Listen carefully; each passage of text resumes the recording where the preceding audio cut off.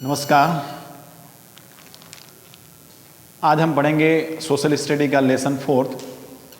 इसके पहले मैंने सोशल स्टडी का लेसन 1 करवाया था, जिसका पीडीएफ आपके पास आ चुका है। उसके बाद मैंने लेसन 4 शुरू किया था, आवर कॉन्स्टिट्यूशन, जिसका एक पार्ट हम खत्म कर चुके हैं। आज हम दूसरा पार्ट शुरू करेंगे, पेज नंबर 24 से उसको लेंगे। सबसे नीचे आप देखिए, main features of Indian constitution, भारतीय संविधान के मुख्य features. The constitution made according to the need of the country and it has some special features.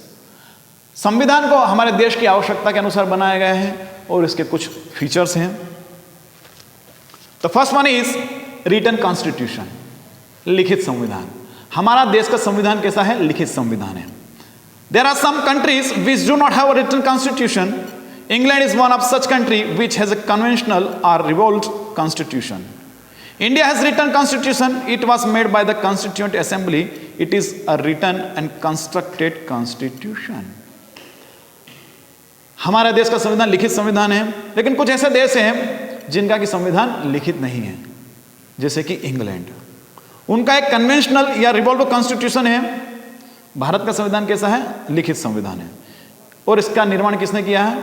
संविधान सभा ने किया है। संविधान सभा ने किया, कॉन्स्टिट्यूएंट असेंबली ने। It is written and constructed constitution. यह एक लिखित और निर्मित संविधान है। कैसा संविधान है? लिखित और निर्मित संविधान। Second, detailed and comprehensive constitution. हमारा कॉन्स्टिट्यूशन कैसा है? डिटेल्ड है, विस्तृत रूप में है। Our constitution is very comprehensive and vast as compared to the other constitution.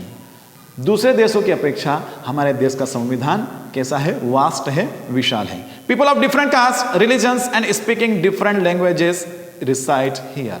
हमारे देश में अलग अलग धर्मों के, जाति के और अलग अलग भाषाओं को बोलने वाले लोग रहते हैं। They have their own culture. उन सबका अपनी खुद की संस्कृति है। The Constitution ensures to promote the feeling of unity in diversity. और संविधान जो है क्या करता है? अनेकता में एकता की भावना को प्रमोट करने का सुनिश्चित करता है। Rigid and flexible. अब हमारा जो संविधान कैसा है? रिजिड है, कड़ा है, और फ्लेक्सिबल भी है। कड़ाई से काम भी करता है और उसमें कुछ फ्लेक्सिबिलिटी भी है, कुछ नरमाई भी है उसमें। The Indian constitution adopts the middle path. वो बीच का रास्ता अपनाता है।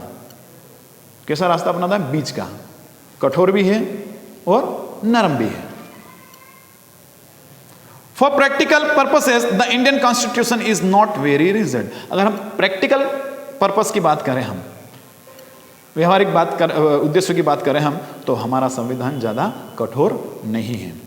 For the amendment on some subjects only simple majority of the parliament is required. अगर कुछ सब्जेक्ट्स पर अगर हमको सुधार करना है तो कुछ ऐसी स्थितियां कि जहां पर हम ज्यादा मेजोरिटी की उसमें जरूरत नहीं पड़ती है, सिंपल मेजोरिटी से ही काम हो जाता है। And for some subjects the amendment is rigid. लेकिन कुछ सब्जेक्ट्स पर हमारा जो अगर अमेंडमेंट करना है, कुछ सुधार करना है, तो वो रिजिड भी है, कठोर भी है। Because it needs the special majority of the members of the parliament. तो कुछ सब्जेक्ट में क्या होता है कि पार्लियामेंट की मेजोरिटी की भी जरूरत पड़ती है। 2/3 की जरूरत पड़ती है, 2/3 बहुमत की जरूरत पड़ती है। Inclusion of fundamental rights and duties. हमारे संविधान में मौलिक अधिकारों और कर्तव्यों को भी समावेश किया गया है, उनको भी सम्मिलित किया गया है। The Indian constitution has given some fundamental rights to the citizen. It is the duty of the supreme court to protect these rights. और सुप्रीम कोर्ट की यह जवाबदारी है कि वो इन राइट्स की रक्षा करें। क्या करें? उनकी ड्यूटी है कि वो इन राइट्स की रक्षा करें। In the same way the constitution has mentioned some fundamental duties for the citizen. जिस प्रकार से हमारे देश के नागरिकों को मौलिक अधिकार दिए गए हैं, उसके साथ ही साथ हमारे देश के नागरिकों को उनका मौलिक कर्तव्य भी दिए गए हैं कि भाई आपको ये काम करना है। आपको अधिकार दिए गए हैं तो आपको कुछ कर्तव्य भी है। Now next, the incorporation of directive principles of the state policy. Incorporation of the directive principles of the state policy. अब incorporation क्या चीज है? Is the legal process used to form company, किसी कंपनी को बनाने की एक लीगल प्रोसेस होती है, उसको इनकॉर्पोरेशन कहते हैं। For the establishment of welfare state, establishment of a welfare state, the constitution has incorporated the directive principles of the state policy. किसी राज्य के कल्याण के लिए कुछ डायरेक्टिव प्रिंसिपल्स भी दिए गए हैं, कुछ गाइडलाइंस भी है। The government at the centre and the state are making constant efforts to achieve social, economic and political justice.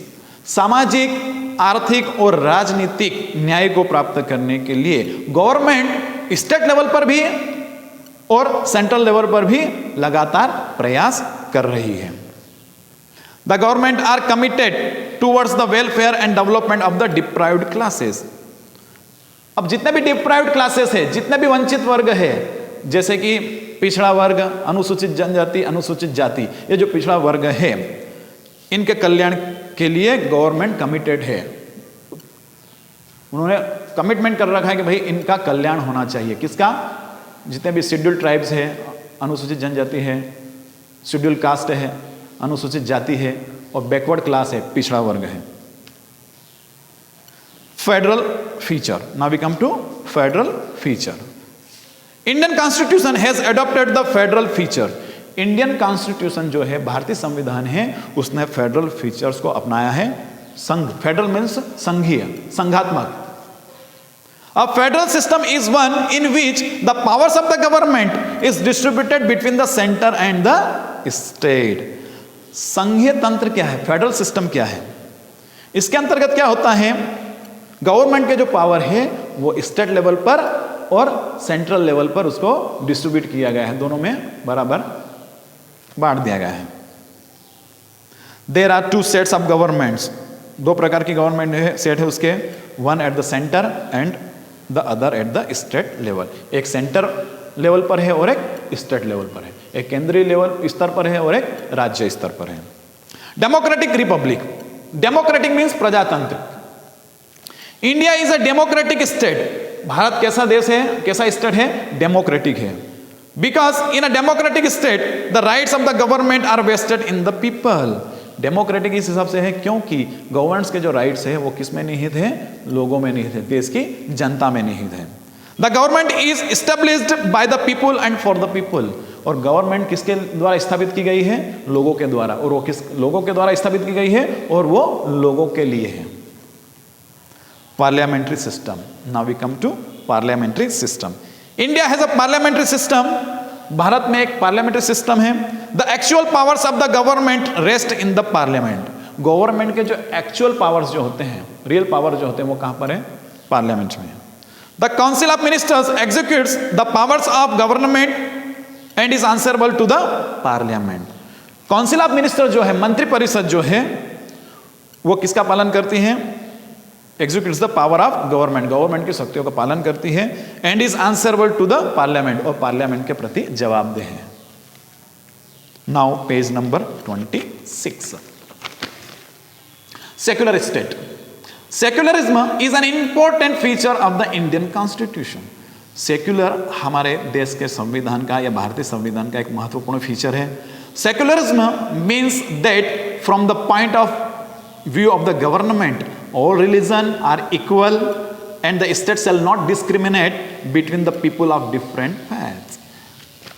Federal state के फेडरल सेकुलरिज्म के अनुसार या सेकुलरिज्म का मतलब होता है कि गवर्नमेंट के हिसाब से, गवर्नमेंट के पॉइंट ऑफ व्यू से वह किसी भी धर्म के बीच में भेदभाव नहीं कर सकती है, धर्मों से भेदभाव नहीं कर सकती है। अलग अलग जो धर्म को मानने वाले जो लोग हैं, धर्मों के अनुयायी हैं, उनके बीच में कोई वो भेदभाव नहीं कर सकती है। Now we come to sovereign republic. Sovereign state means that India is independent both internally and externally. Sovereign state का मतलब होता है कि इंडिया जो है बाह्य रूप से और आंतरिक रूप से, दोनों रूप से वह स्वतंत्र है। She is free from any control by a foreign country, और उस पर किसी भी विदेशी देश का कोई नियंत्रण नहीं है, वह स्वतंत्र है। She is free to formulate her own policy in international affair. और जहां तक अंतरराष्ट्रीय मामलों की बात है, वह खुद अपनी पॉलिसी बनाएगी, उसकी खुद की पॉलिसी होगी। India is also Republic besides being a democratic, वो कहने का मतलब हो कि वो डेमोक्रेटिक है, प्रजातांत्रिक है। इंडिपेंडेंट एंड पावरफुल जुडिशरी, स्वतंत्र और शक्तिशाली न्यायपालिका। The Indian judiciary is impartial and independent, भारतीय जो न्यायपालिका है वह निष्पक्ष है और स्वतंत्र है। भारतीय न्यायपालिका निष्पक्ष है और स्वतंत्र है। It is the protector of the fundamental rights of the Indian citizens, और ये भारतीय नागरिकों के जो मौलिक अधिकार है उसकी रक्षक है, उसकी रक्षा करती है। The rights to interpretation of the constitution rest with the supreme court of India, और भारतीय संविधान की व्याख्या का जो राइट्स है वो किसको है? सुप्रीम कोर्ट को है। The legislature and the executive can not interfere with the working of the judiciary, और जुडिशरी के न्यायपालिका के जितने भी काम हैं उसमें विधानसभा और कार्यपालिका कोई हस्तक्षेप नहीं कर सकती है। अदर फीचर्स, दूसरे भी फीचर्स हैं। Suspension of rights during emergency, संविधान के जो दूसरे फीचर्स वो हैं कि जब भी इमरजेंसी आएगी, जब भी आपातकालीन स्थिति आएगी देश में, तो नागरिकों के राइट्स को वो सस्पेंड कर सकती हैं, कुछ समय के लिए निलंबित कर सकती है। Special provision for backward classes, backward classes ST, SC और ओबीसी के लिए कुछ विशेष प्रोविजंस किए गए हैं, करती है वो। सपोर्ट टू वर्ल्ड पीस, और विश्व शांति को सपोर्ट करती है। जो पहला लेसन था उसकी पीडीएफ आप तक पहुंच गई है, बुक में से आप क्वेश्चन देखकर आंसर लिख सकते हैं। उसके बाद मैंने फोर्थ लेसन लिया है, उसकी भी पीडीएफ अब आप तक पहुंच जाएगी। मास्क का उपयोग करें, ज़्यादातर घर में रहें, लापरवाही ना करें। हमारे गांव की स्थिति बहुत खराब होती जा रही है, सुरक्षित रहें। बहुत बहुत धन्यवाद।